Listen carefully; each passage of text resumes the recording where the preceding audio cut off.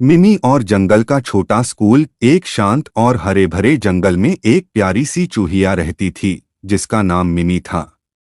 मिमी कोई साधारण चूहिया नहीं थी। उसकी आंखें बड़ी और जिज्ञासु थीं और वह हमेशा अपने साथ एक छोटी सी किताब लेकर चलती थी।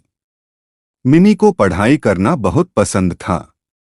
जहां बाकी चूहे खेलते रहते थे, मिमी किताबें पढ़ती, पहेलियां सुलझाती और दुनिया के बारे में नई नई बातें सीखती रहती थी।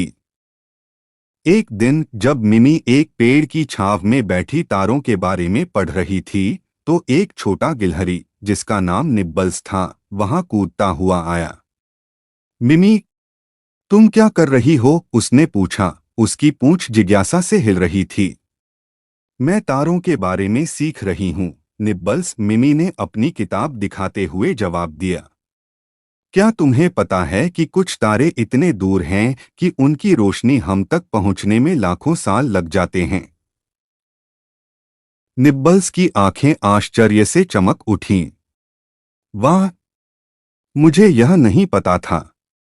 काश मैं भी सीख पाता, लेकिन मुझे पढ़ना नहीं आता। मिमी मुस्कुराई। मैं तुम्हें सिखा सकती हूँ। क्यों न हम एक छोटा जंगल स्कूल शुरू करें? मैं सभी जानवरों को सिखा सकती हूँ जो सीखना चाहते हैं। निब्बल्स ने खुशी से तालियां बजाईं और जल्द ही पूरे जंगल में यह खबर फैल गई। अगले दिन सुबह जंगल के हर कोने से जानवर बड़े ओक के पेड़ के नीचे इकट्ठा हो गए, जहां मिमी ने अपना कक्षा लगाया था। वहां खरगोश, गिलहरी, कांटेदार हेजहॉग्स और यहां तक कि एक शर्मीली छोटी हिरनी डॉटी भी थी।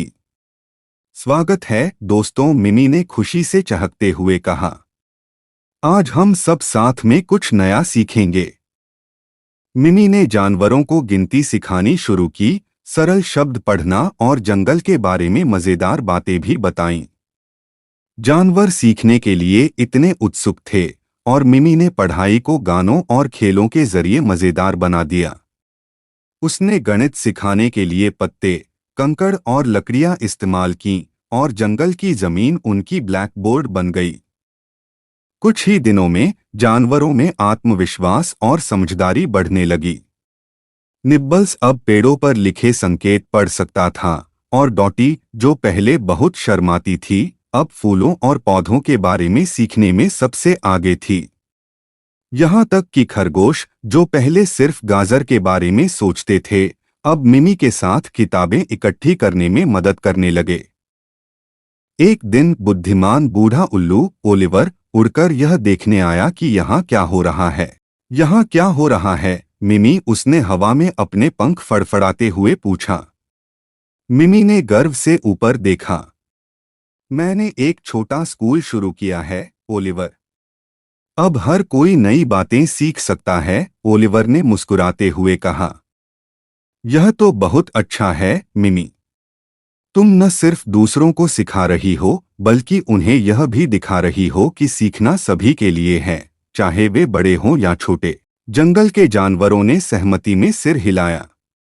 उन्होंने न केवल ज्ञान और संख्या सीखी, बल्कि एक दूसरे के साथ ज्ञान बांटने की खुशी भी महसूस की। जैसे ही सूरज ढलने लगा, जानवर मिमी के चारों ओर जमा हो गए। धन्यवाद मिमी, डॉटी ने धीरे से कहा। तुम्हारी वजह से हमें पता चला कि पढ़ाई मजेदार है और हमें हमेशा एक दूसरे की मदद करनी चाहिए। मिमी मुस्कुराई। याद रखना दोस्तों, सीखना कभी खत्म नहीं होता। जितना हम जानते हैं, उतनी ही बेहतर हम अपने सुंदर जंगल की मदद कर सकते हैं।